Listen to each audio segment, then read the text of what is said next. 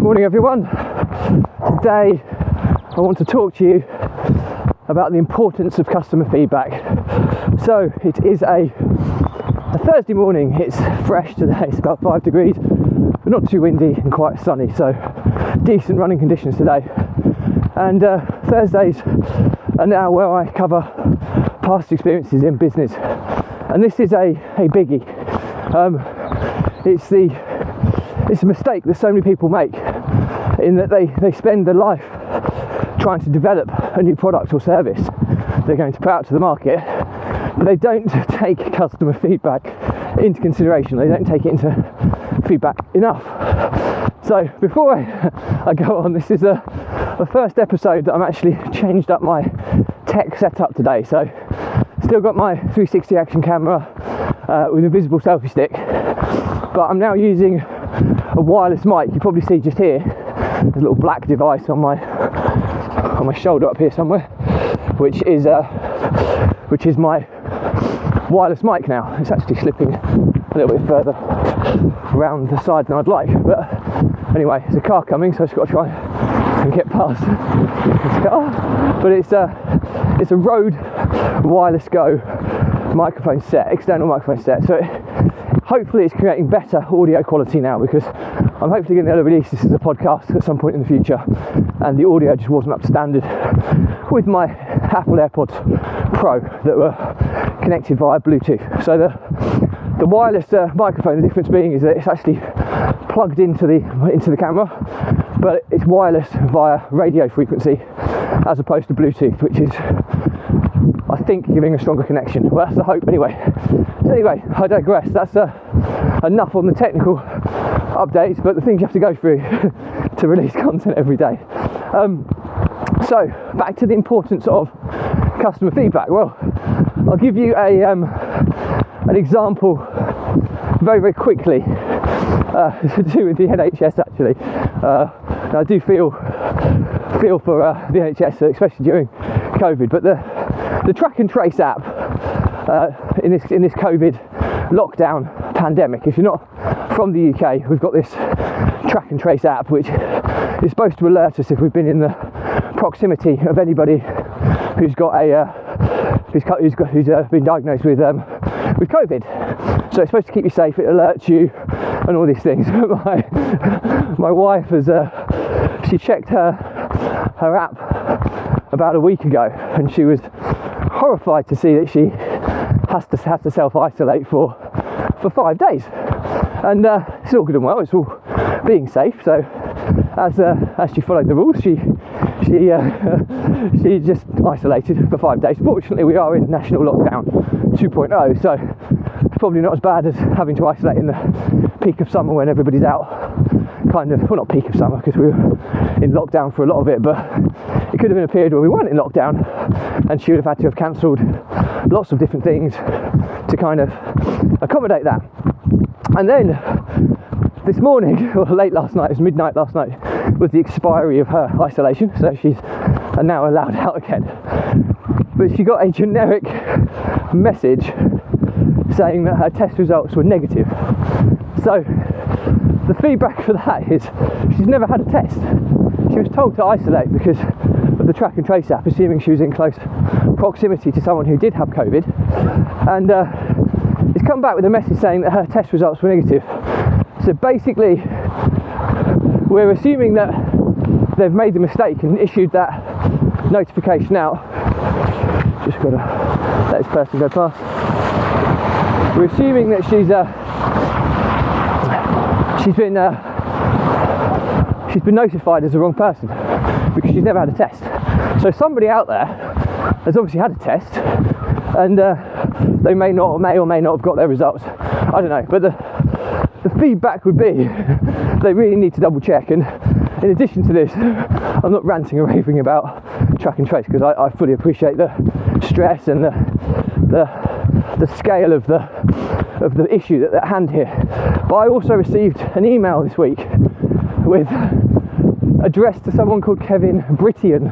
So they basically spelt my surname and just spelt it wrong with mixing up the A and the I. So mine's Kevin Brittain with 2 T's AIN, and they sent an email to Mr. Kevin Brittain, BRITTIAN, giving me his test results for COVID. And it's like, it came from a no reply email, so that poor fella hasn't got his test results. I'm assuming he'll contact them direct and get them. But there's just lots of errors being made at the moment which are affecting lots and lots of people in lots of different ways. So, you know, if taking feedback into account when they trialled this out, these little issues should be ironed out. So that's an example on a national scale.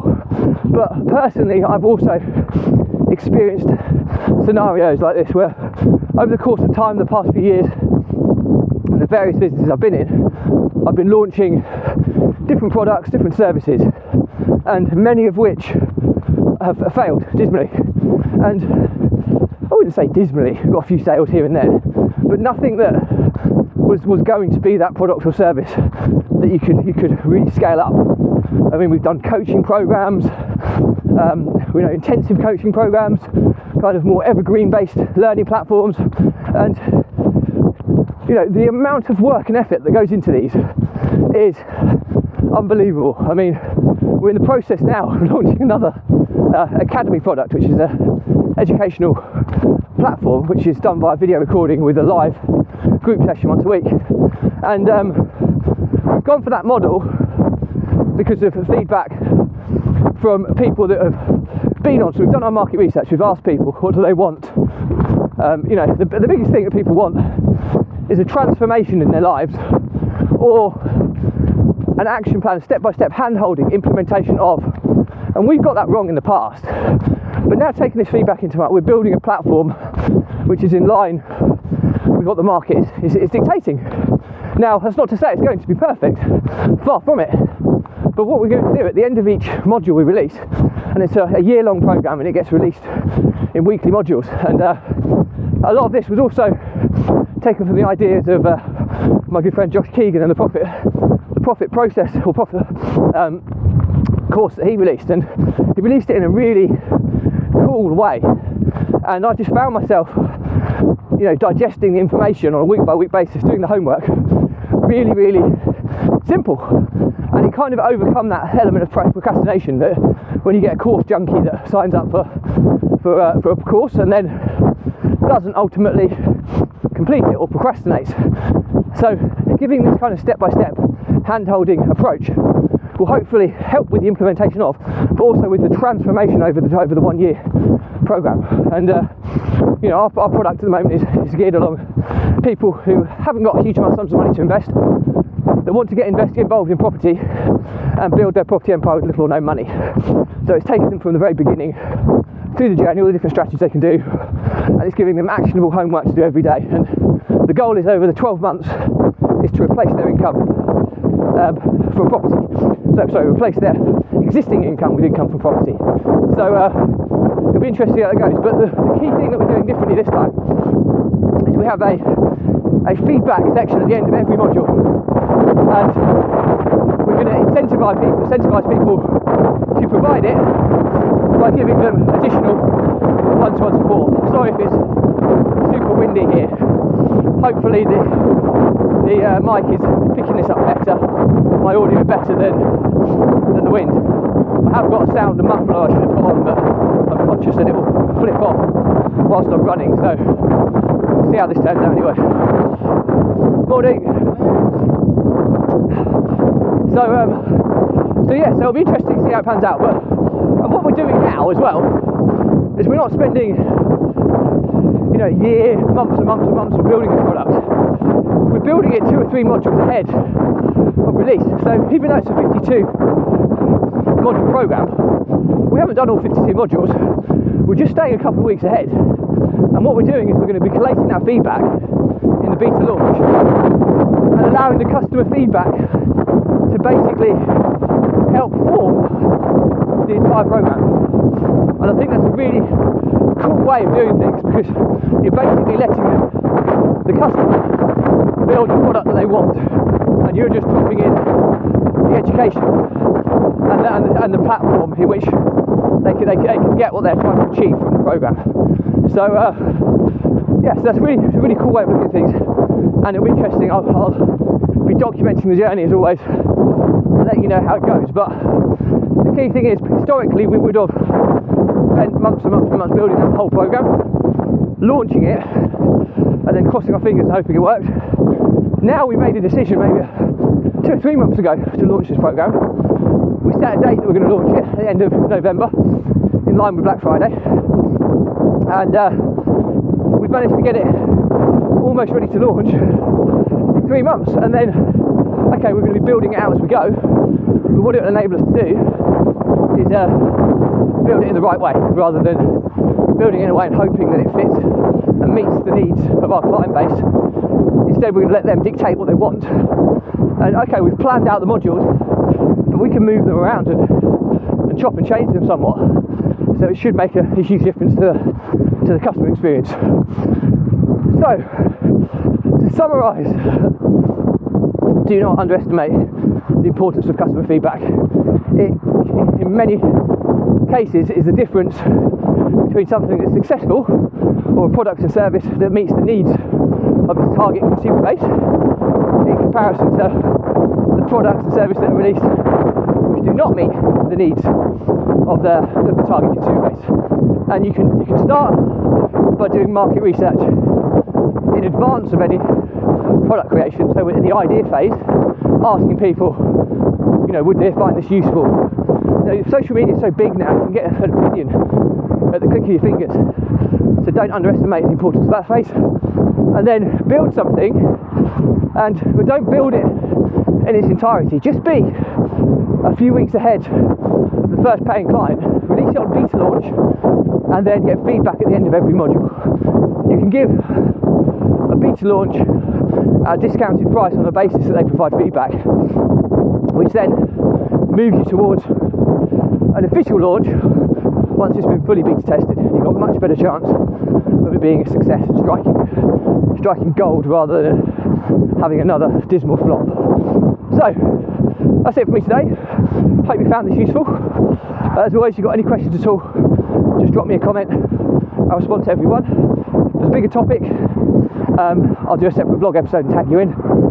If it's not relevant to you, unfriend, unfollow me, no problem there. I don't want to be cluttering up people's social feeds unnecessarily, but do subscribe to the Runpreneur YouTube channel, whereby the full length episodes of the vlog are all catalogued nice and neatly by playlist, so that you can jump in and out of it on an ad hoc basis, where hopefully there'll be something relevant to you at some point in the future.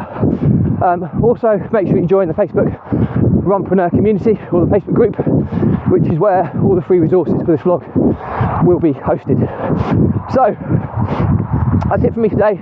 All left to say is that the Runpreneur vlog was set up to help entrepreneurs, small business owners overcome stress, anxiety and overwhelm using exercise as a mechanism to control, manage and thrive under these emotions that every entrepreneur and small business owner experiences. But the difference between the ones that are successful are the ones that are not. It's how successfully they deal with these emotions. If you don't deal with them, you bottle it up, it causes pressure, and one of two things gives. And it's either you as the entrepreneur or your business. Either of are going to be terminal to the success chances of your business. And it's quite alarming to understand that, just trying to run through mud, it's quite alarming to understand that 1 in 10 businesses will last the test of time. It's a horrendously low stat, and I personally believe there's a lot of evidence that supports this, that entrepreneurial overwhelm, stress, anxiety are one of the main drivers for that stat being so low. So if this vlog does anything, if it just helps one entrepreneur or one business owner survive and thrive, then 1,000,000% it's been worthwhile. So my pledge to you, if you are an entrepreneur and you feel you've got no one to talk to, no one to turn to help you with this isn't a sale at all, it's completely free. Drop me a direct message, I'll jump on a call with you and we'll try and work out a plan to help you kind of manage these emotions more effectively and thrive under these conditions as opposed to failing. And there's no obligation, no nothing here, it's just to help, because that's all I want to do with this vlog, is just help others that have been through the journey that I have and hopefully learn from the many mistakes that I've made. So that's it from me. To end on a positive note, as always, stay positive, stay happy, and I'll see you tomorrow. Bye.